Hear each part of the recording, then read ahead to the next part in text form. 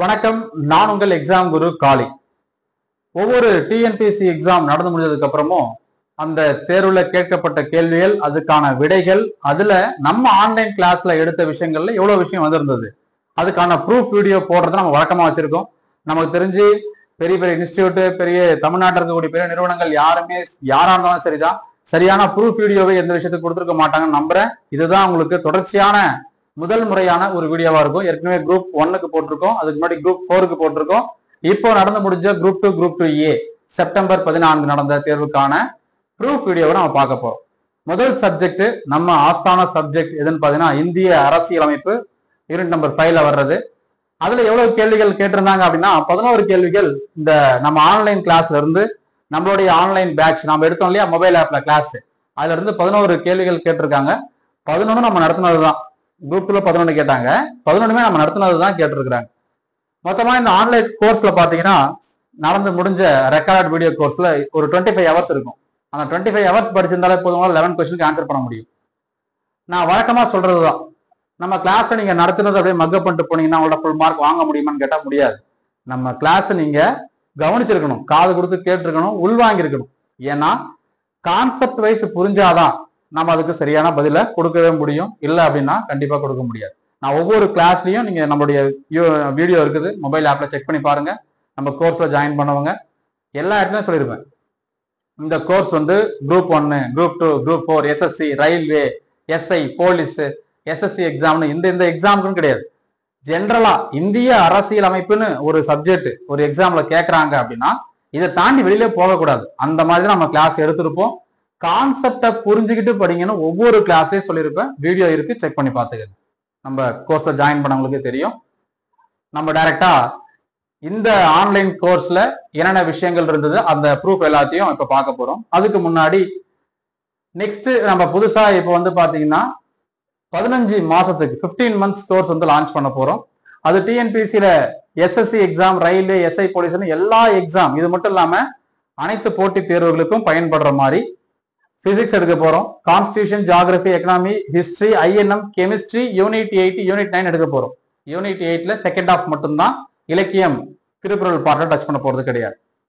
So இதெல்லாம் subject நம்ம எடுக்கிறோம். கண்டிப்பா பயாலஜி எடுக்க மாட்டேன். நான் என்ன எடுக்க போறேன், என்ன பண்ண போறேன் அப்படிங்கறத சொல்றேன். இன்ட்ரெஸ்ட் இருக்கவங்க, நம்பிக்கை இருக்கவங்க ஜாயின் பண்ணி படிக்கலாம். இன்னுமே பல யூடியூப் சேனல்ல பார்த்துட்டு இருக்கேன், எப்படி படிக்கலாம், அடுத்தது எப்படி நோட்ஸ் எடுக்கலாம். இன்னும் எத்தனை காலத்துக்கு தான் இதே சொல்லிட்டு இருப்பீங்க? ஏற்கனவே உங்கள்கிட்ட படிச்சாங்கல்ல, இப்போ நான் என்கிட்ட படிச்சாங்க, என்கிட்ட என்ன வந்துருக்குன்னு ப்ரூஃப் காட்டுறேன். அதனால நீங்களும் ப்ரூஃப் காட்டிட்டு போங்க, முடிஞ்சு போச்சு. இன்னுமே அடுத்த தேர்வுக்கு எப்படி தயாராகலாம், எப்படி நோட்ஸ் எடுக்கலாம், எப்படி நம்ம படிக்கலாம், அப்ப இது வரைக்கும் சொல்லி கொடுத்ததெல்லாம், அப்ப இதுக்கு மட்டும் நம்ம கிளாஸ் எடுத்ததெல்லாம் என்னாச்சு? நான் அடிக்கடி சொல்றதுதான், எல்லாருமே கிளாஸ் எடுக்கிறாங்க. நான் யாரையுமே குறைச்சலாம் மதிப்பிடல. யூடியூப்லயும் சரி, ஆஃப்லைன்லயும் சரி, ஆன்லைன்ல. அதுல பெஸ்ட் எதுன்னு எப்படி தெரியும்? அவங்க கொடுக்குற கண்டென்ட், எடுக்கிற கிளாஸ் விதம், அதில் ஷார்ட்கட், தேவையான இடத்துல ஷார்ட்கட், நாலேஜபிளா, அதாவது அந்த சப்ஜெக்ட்ல அந்த டாபிக்ல அவங்க வெல் நாலேஜா இருக்காங்களா, அது சொல்ல நமக்கு புரியுதா அப்படிங்கிறதெல்லாம் இதெல்லாம் பாருங்க. இதெல்லாம் ஒரு பக்கம். எக்ஸாமுக்கு முன்னாடி, எக்ஸாம் முடிஞ்சதுக்கு அப்புறம் அவங்க நடத்துனதெல்லாம் எக்ஸாமுக்கு வந்துச்சா, இதையும் நம்ம செக் பண்ணணும்ல. ஸோ அந்த மாதிரி எல்லாத்தையும் செக் பண்ணி பார்த்துட்டு அந்த கோர்ஸை ஜாயின் பண்ணுங்க. பல இடங்கள்ல பார்த்தீங்கன்னா பல ஆயிரக்கணக்கில் 25,000 30,000 ஃபீஸ் வச்சிருக்காங்க. ஸோ நம்ம ரொம்ப மினிமமான காஸ்ட்ல இந்த ஆன்லைன் கோர்ஸ் கொடுக்குறோம். பட் நம்ம என்ன கொடுக்குறோன்றத தெளிவா சொல்லியிருக்கேன். இதை தாண்டி எதுவுமே இருக்காது. நான் என்ன சொல்றேனோ அதுதான் இருக்கும். நான் சொல்லாதது இருக்காது. எக்ஸாம்பிள் பயாலஜி நான் சொல்லலை, பயாலஜி எடுக்க போறது கிடையாது. எல்லா கோர்ஸுமே பாத்தீங்கன்னா 15 மாசம், எல்லாமே 1 இயர் தான் கொடுப்பாங்க. நீங்க சார் 15 மந்த்ஸ் கொடுத்துருக்கீங்க அப்படின்னா இந்த செப்டம்பரை விட்டுருங்க. அக்டோபர், நவம்பர், டிசம்பர் 31 நம்ம லாஸ்ட் டேட்டா ஃபிக்ஸ் பண்ணிருப்போம். ஏன் அப்படின்னா இந்த கோர்ஸை கம்ப்ளீட் பண்றதுக்கு ஒரு 3 மந்த்ஸ் ஆகும். அதனால அந்த 3 மாசத்தை சேர்த்து அடிஷனலா 1 வருஷம், அதான் 15 மாசம். இவங்களுக்கு மட்டும் இல்லை, இதுக்கப்புறம் ஜாயின் பண்ண போற எல்லாருக்குமே 15 மந்த்ஸ் தான். ரெக்கார்டட் வீடியோ கோர்ஸ் தான், லைவ் கோர்ஸ் கிடையாது. நான் ரெக்கார்ட் பண்ணி அப்லோட் பண்ணிடுவேன். நீங்க வீடியோ எப்போ வேணா பார்த்துக்கலாம். மொபைல்ல ஆப்ல பார்க்கலாம், வெப்சைட்ல பார்க்கலாம், மொபைல்ல பார்க்கலாம், லேப்டாப்ல, வேற எந்த விதமான எலக்ட்ரானிக் சிஸ்டத்துலயும் உங்களால பார்க்க முடியும். அதாவது பிசி எல்லாத்தையும் பார்க்கலாம். தமிழ், இங்கிலீஷ்ல கிளாஸ் இருக்கும். வீடியோ அண்ட் பிடிஎஃப் மெட்டீரியல் நீங்க டவுன்லோட் பண்ணி வச்சுக்கலாம். ஆனா உங்களுடைய மொபைல் ஆப்ல மட்டும்தான். மொபைல் ஆப்பை தாண்டி உங்களுடைய பர்சனல் மொபைல்ல வந்து ஸ்டோர் பண்ணிக்க முடியாது. மொபைல் ஆப்ல இருக்கும். நீங்க ஒன்ஸ் டவுன்லோட் பண்ணி வச்சுட்டீங்கன்னா எப்போ வேணா பார்த்துக்கலாம் வீடியோ.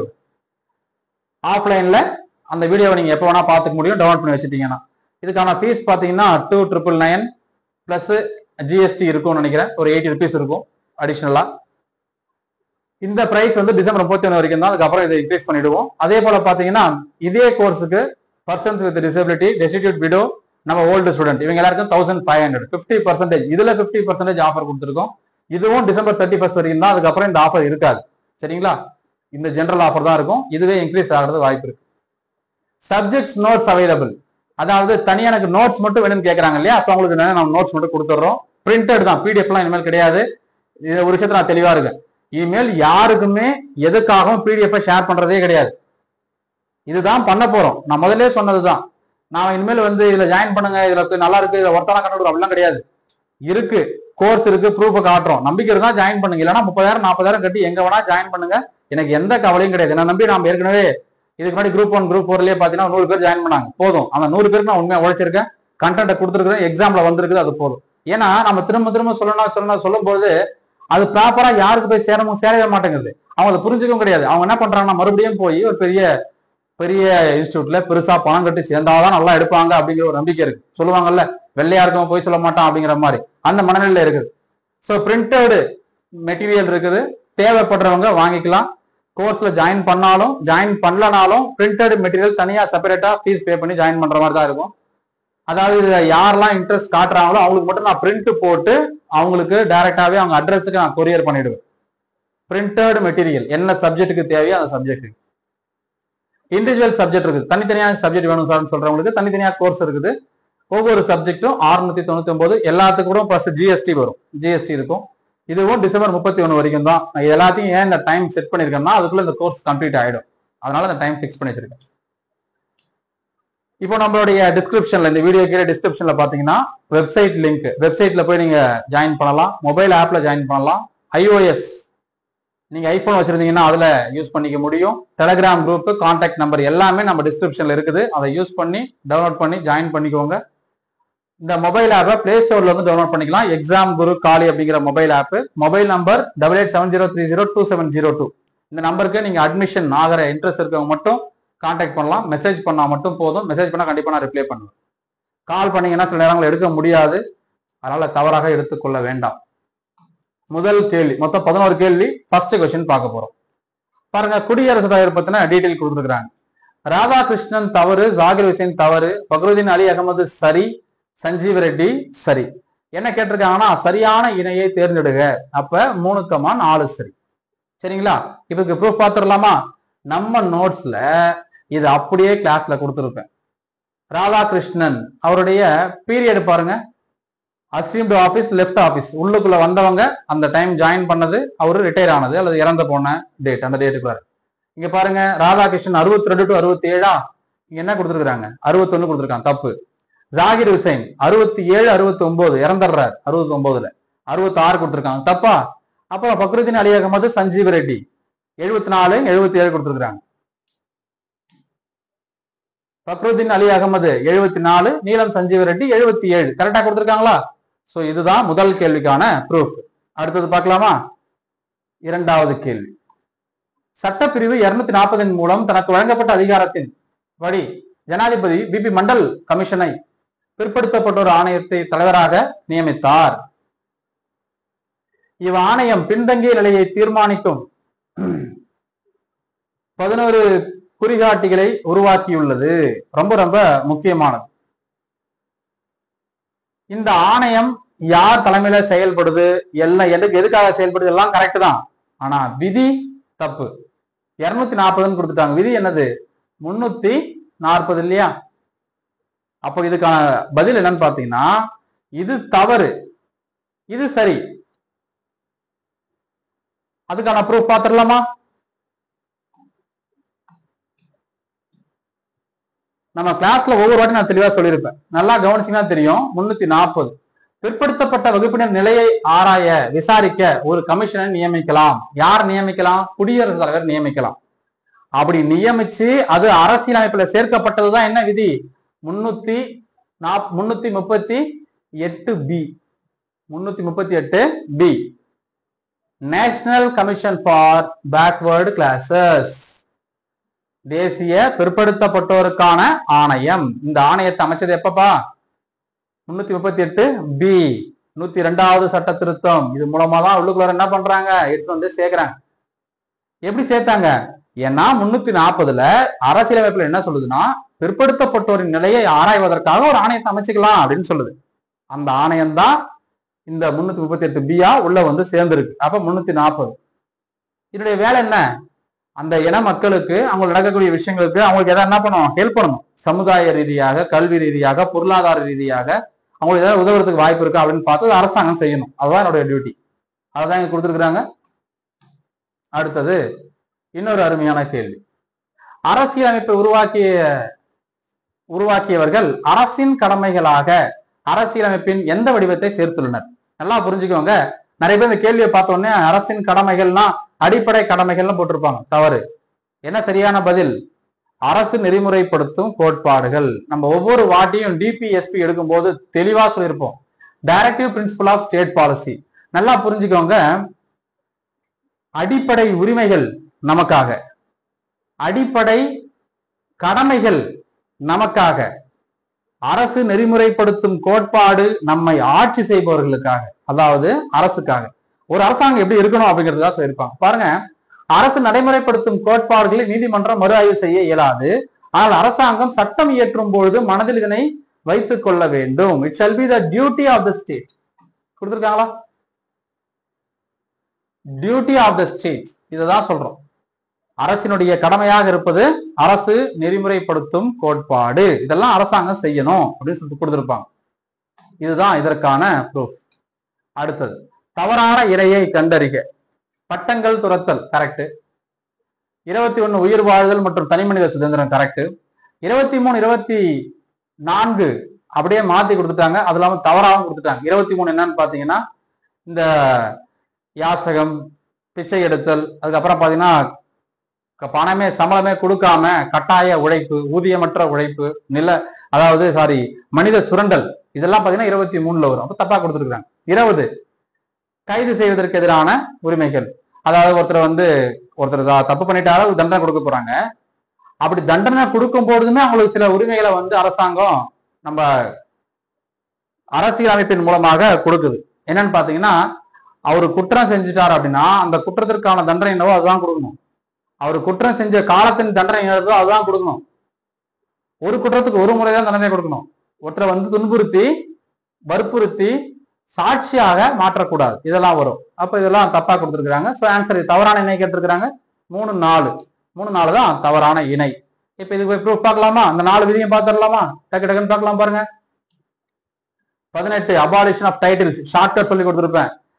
LDOUT. நம்ம கிளாஸ் அட்டன் பண்ணவங்களுக்கு புரியும். LD out 14 to 18 article. அடுத்ததாக 20வது விதி, குற்றங்களுக்கான தண்டனை தொடர்பான பாதுகாப்பு. நம்ம சொன்ன 3 பாயிண்ட் இந்த 3 பாயிண்ட்ல கொடுத்திருப்பாங்க. அடுத்ததாக 21 தனிமனித சுதந்திரம், வாழ்க்கைக்கான பாதுகாப்பு. 23 ஆட்கடத்தல், மனித இழித்தொழில், யாசகம், ஊதியமற்ற கட்டாய உழைப்பு, கொத்தடிமை முறை ஒழிப்பு. இதெல்லாம் தவறு. 23வது விதி முடிஞ்சு போச்சு. இதான் இதுக்கான ப்ரூஃப். அடுத்த கேள்வி, அரசியலமைப்புல இது இருக்கு இது இல்லைன்னு கேட்டிருக்கிறாங்க. நல்லா கவனிச்சிங்கன்னா தெரியும். இது நம்ம கடைசியா கான்ஸ்டிடியூஷனல் பாடி, நான் கான்ஸ்டிடியூஷனல் பாடின்னு எடுத்திருப்போம். அரசியலமைப்பு சார்ந்த சாராத இயக்கங்கள். இப்ப பாத்தீங்கன்னா எலெக்ஷன் கமிஷன் கான்ஸ்டிடியூஷன்ல இருக்குது 324 விதி. பினான்ஸ் கமிஷன் இருக்குது 280 விதி. நிதி ஆயோக், நேஷனல் டெவலப்மெண்ட் கவுன்சில், இதெல்லாம் விதி இருக்குதா? இல்ல. அப்ப இதெல்லாம் என்னது? அரசியலமைப்பு சாராத இயக்கங்கள். சட்டத்தில் காணப்படவில்லை எதுன்னு கேட்டீங்கன்னா இது 2 தான் காணப்படவில்லை. அப்ப ஆன்சர் 1,2. இதுக்கான ப்ரூஃப் பார்த்துடலாமா? பாருங்க, அழகா கொடுத்திருப்போம். கான்ஸ்டிடியூஷனல் பாடி, CAG, தேர்தல் ஆணையம், attorney general, advocate general, UPSC, SPSC, finance commission, national commission for minorities, special officers, national commission for SC, ST, BC, இது எல்லாமே கான்ஸ்டிடியூஷனல் பாடி. அடுத்ததாக இதுல அப்படிலாம் ஒன்னொன்னா கொடுத்திருப்போம் தெளிவா. அடுத்ததாக பாத்தீங்கன்னா நான் கான்ஸ்டிடியூஷனல் பாடி, அரசியலமைப்பு சாராத இயக்கம். இது 2ஆ பிரிச்சு ஸ்டாச்சுரி பாடி, நான் ஸ்டாச்சுரி பாடி. சட்டப்பூர்வமான இயக்கம், ஒரு அமைச்சரவை தீர்மானத்தின் மூலமாக கொண்டு வரக்கூடிய அமைப்புகள் 2ஆ பிரிச்சிருப்போம். இது எல்லாமே நான் கான்ஸ்டிடியூஷனல் பாடி தான். இதுல பாருங்க,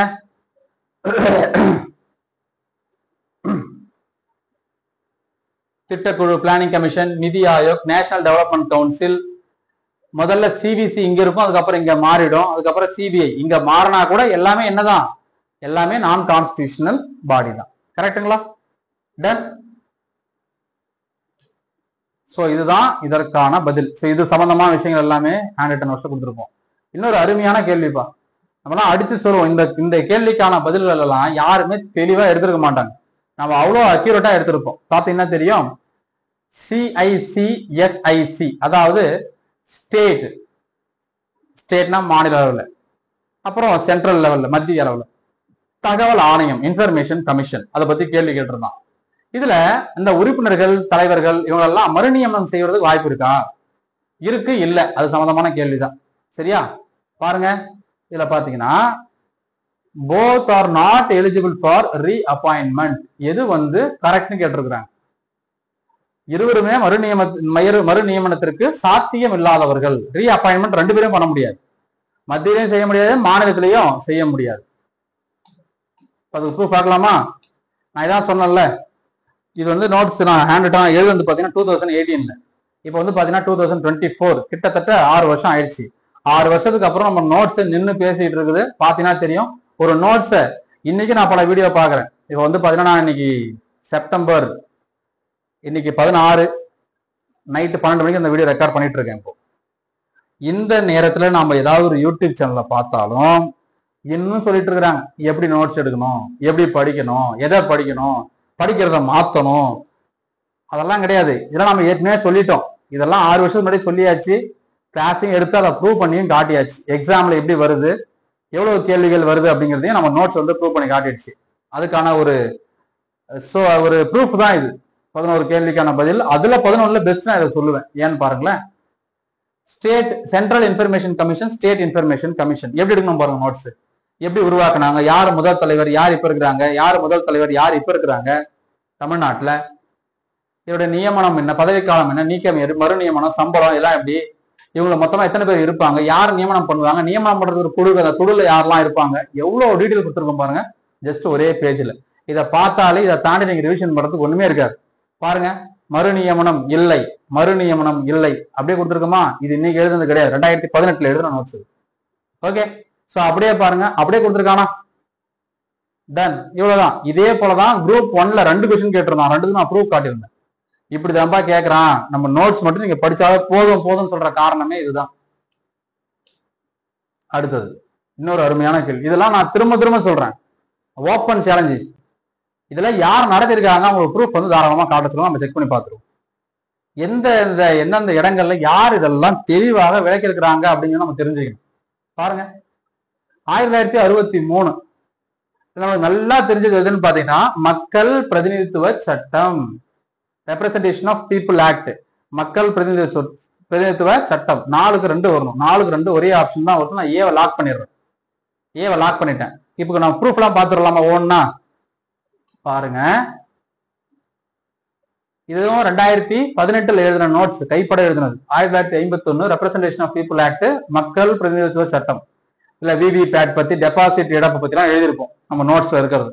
சரி, 1 முடிஞ்சிருச்சு. அடுத்தது பாருங்க, 69வது சட்ட திருத்தம், டெல்லிக்கு சிறப்பு அந்தஸ்து 1992ல. 91ல சட்ட திருத்தம் பண்றாங்க. 91, 92 எது கொடுத்தாலும் ஓகே தான். 91 கொடுத்துருக்காங்க. அப்ப டெல்லி கேபிட்டல் டெரிட்டரி முடிஞ்சிச்சா? அடுத்தது ஆர்டிகல் நம்பர் 40 நான் ஷார்ட்கட் சொல்லி கொடுத்துருப்பேன். கிரிக்கெட் பிளேயர் டிஃபென்ஸ் ஆடுவாரு. ஏன் டிஃபென்ஸ் ஆடுறாரு? 49 ரன் இருந்தாருன்னா 50 அடிச்சிடணும். அடிச்சாருன்னா அச்சீவ்மெண்ட், இல்லைன்னா அது போயிடுச்சு இல்லையா? அப்போ ரொம்ப பாதுகாப்பா ஆடுவாரு. அப்ப 49வது விதி, தேசிய முக்கியத்துவம் வாய்ந்த இடங்கள், பொருட்கள் எல்லாத்தையும் நம்ம என்ன பண்ணோம், பாதுகாக்கணும். இதான் ஷார்ட்கட் சொல்லி கிளாஸ் எடுத்திருப்போம். இதுல ஒரு விதி இருக்குது, இந்த prevention of insult to national honour act 1971. தேசிய முக்கியத்துவம் வாய்ந்த இடங்கள், பொருட்கள், சின்னங்கள், தேசிய கீதம், தேசிய பாடலாம் அவமதிச்சிங்க அப்படின்னா உங்களுக்கு கடுமையான தண்டனை உள்ளது. அதுதான் 71வது ஆண்டு அந்த விதி சொல்லுது. அதுதான் இங்க இருக்கு. 1971 prevention of insult to national honour act. இதை தான் சொல்றேன், அடிச்சு சொல்றேன், மீண்டும் நான் ஓப்பன் சேலஞ்ச் பண்றேன். இந்த 11 கேள்வி நான் ப்ரூஃப் காட்டுறேன். இதே போல நீங்க 1000 கணக்குல 20,000, 30,000, 1 லட்சம் கட்டி படிச்சிருக்கீங்களா, அவன்கிட்ட ப்ரூஃப் கேளுங்க.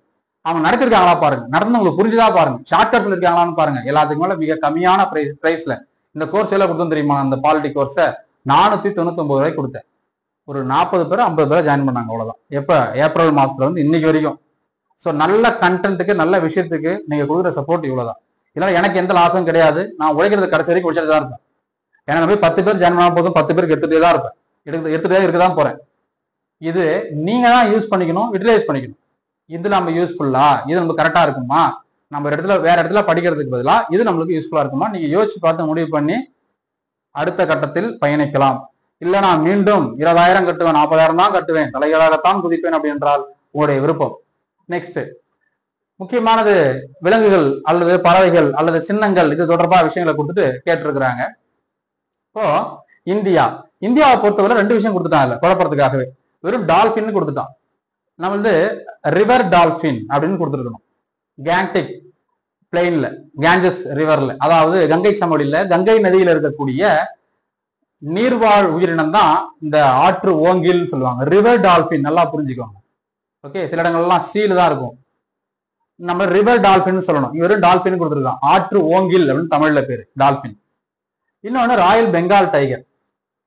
இப்ப நம்ம என்ன பண்ணலாம் அப்படின்னு பாத்தீங்கன்னா இந்த விஷயத்த வச்சுக்கலாம். அடுத்து நம்ம எங்க வருவோம், நமக்கு நல்லா தெரிஞ்ச அமெரிக்காவுக்கு வருவோம். நம்ம கிளாஸ்ல நான் சொல்லியிருக்கிறேன், ஒவ்வொரு தேசிய கொடி அந்த கொடியில இருக்கக்கூடிய நட்சத்திரம் கூட சொல்லியிருக்கிறேன்.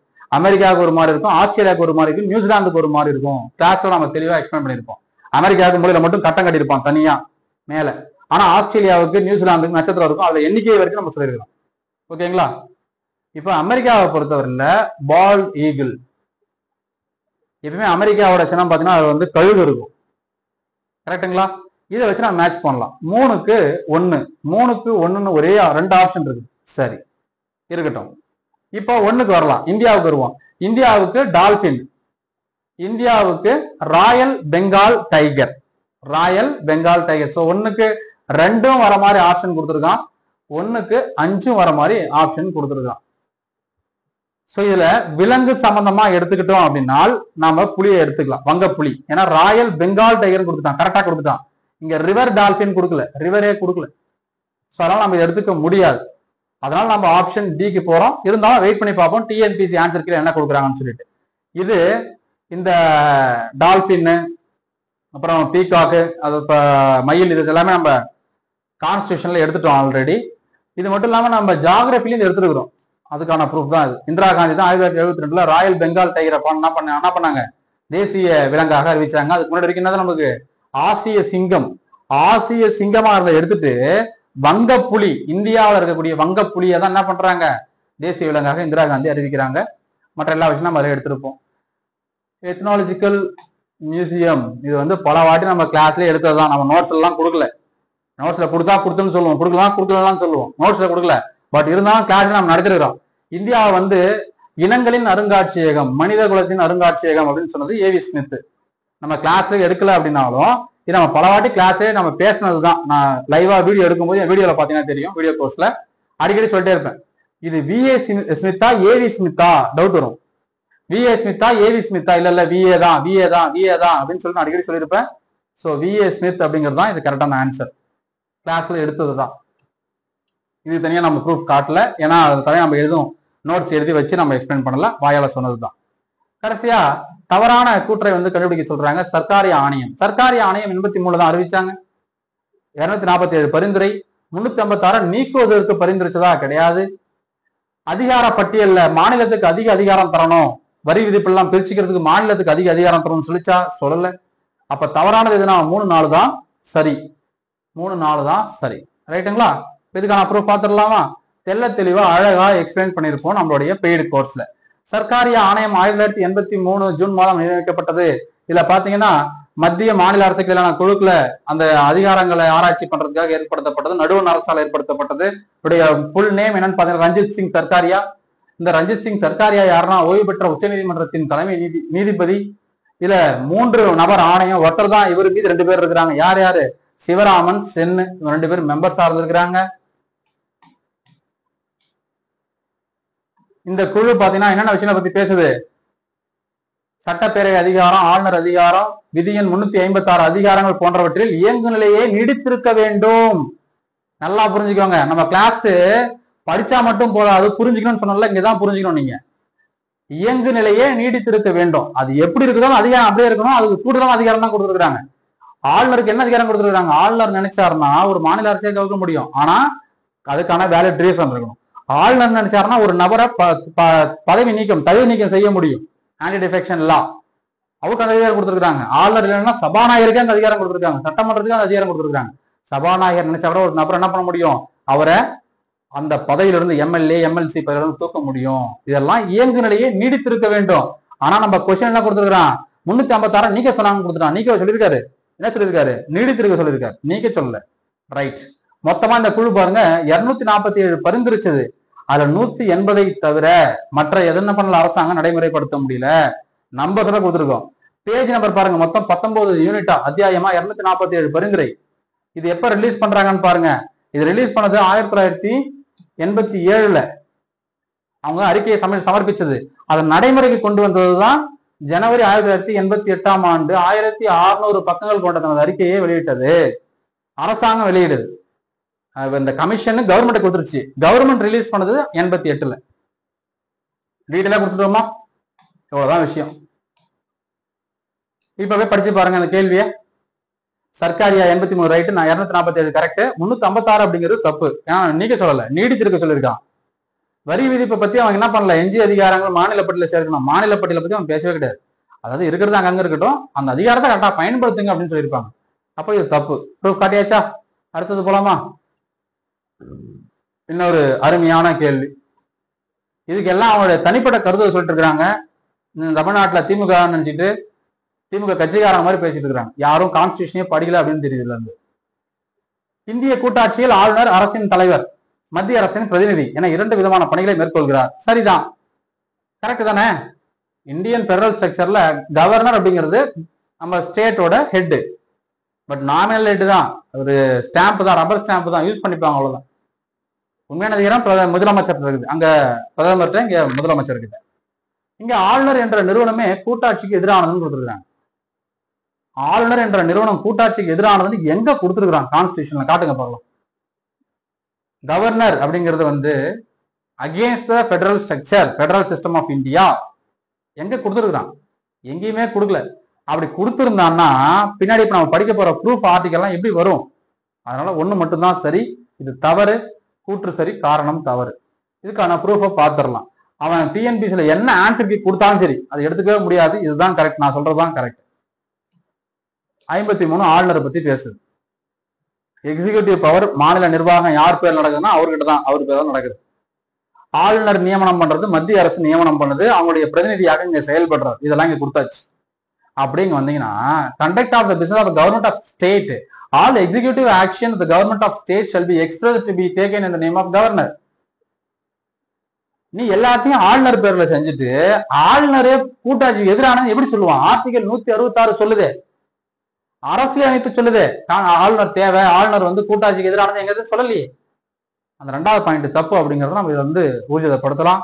அது மட்டும் இல்லாம டியூட்டி ஆஃப் சீஃப் மினிஸ்டர், அதாவது முதலமைச்சரே நம்ம பெரிய ஆளுன்னு சொல்றோம், அவருடைய கடமை என்னது?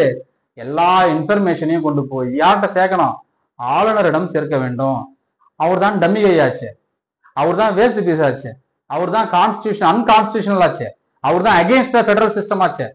அப்படியே அவர்கிட்ட சொல்லணும். அதனால அது தவறு. அந்த 2வது பாயிண்ட் தவறு, அவ்வளவுதான், வேற ஒண்ணும் கிடையாது. சோ நம்ம 11 கேள்விக்கும் 11 பதில் நம்ம ப்ரூஃபை காட்டியாச்சு. நம்புறதும் நம்பாதும் உங்க கையில. கடமையை செய், பலனை எதிர்பார்க்காது. இருக்கிற விஷயத்த நான் சொல்லிட்டேன், முடிவை நீங்க எடுத்துக்கோங்க.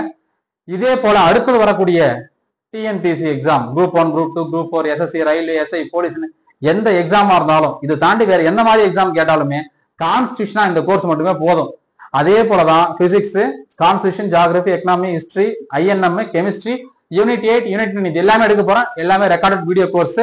இன்னும் ஸ்டார்ட் பண்ணல, இனிமேல் தான் வீடியோ கோர்ஸ் ஸ்டார்ட் பண்ண போறேன். லைவ் கோர்ஸ் கிடையாது, ரெக்கார்டட் வீடியோ கோர்ஸ். இந்த கோர்ஸ் பாத்தீங்கன்னா 15 மாசம் வேலிடிட்டி. இந்த கோர்ஸ் முடிக்கிறதுக்கு 3 மாசம் டைம் ஆகும். ஸோ டிசம்பர் 31 நான் லாஸ்ட் டேட்டா வச்சிருக்கேன். அன்னைக்குள்ள இந்த கோர்ஸை முடிச்சிருவேன். நல்லா புரிஞ்சுக்கோங்க. 31 டிசம்பர் 31 முடிச்சிருவேன்.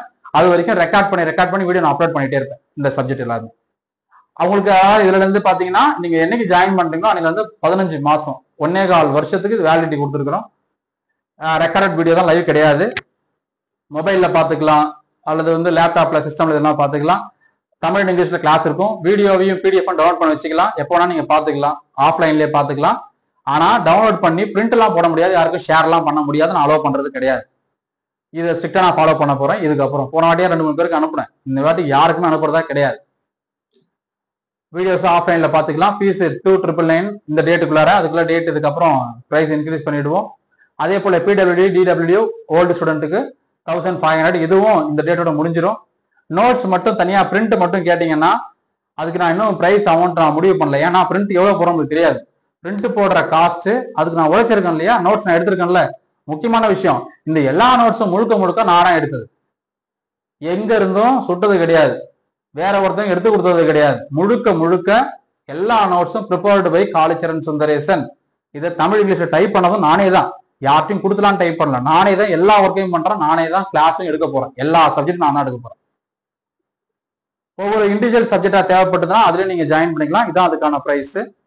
எல்லா லிங்க்கும் டீடைல்ஸும் உங்களுக்கு டிஸ்கிரிப்ஷன்ல கொடுத்துருப்போம்.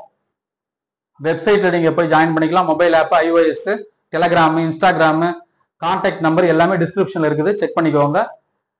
மொபைல் ஆப்பை பிளே ஸ்டோர்ல டவுன்லோட் பண்ணிக்கலாம். எக்ஸாம் குரு காலி அப்படிங்கிற மொபைல் ஆப் 8870302702 அப்படிங்கிற நம்பருக்கு நீங்க கால் பண்ணலாம். எந்த டவுட் இருந்தாலும், சப்போஸ் கால் எடுக்க முடியலன்னு நீங்க கால் பண்ணாதீங்க, மெசேஜ் பண்ணுங்க, கண்டிப்பா நான் ரிப்ளை பண்றேன். ஃபைன்.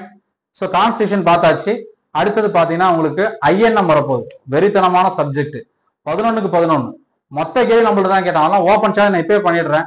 அந்த வீடியோ பாருங்க. அந்த வீடியோ அடுத்த வீடியோ வரும் உங்களுக்கு, நீங்க ரெக்கார்ட் வீடியோ வந்துட்டு இருக்கணும்னா அந்த நோட்ஸ், அந்த கண்டென்ட், அந்த ஒர்த்தான விஷயம் யாருமே கொடுத்துருக்க முடியாது. வாய்ப்பே இல்லை, வாய்ப்பில்லை ராஜா. அந்த அடுத்த ப்ரூஃப் வீடியோவில் INMல சந்திக்கலாம். ஓகே.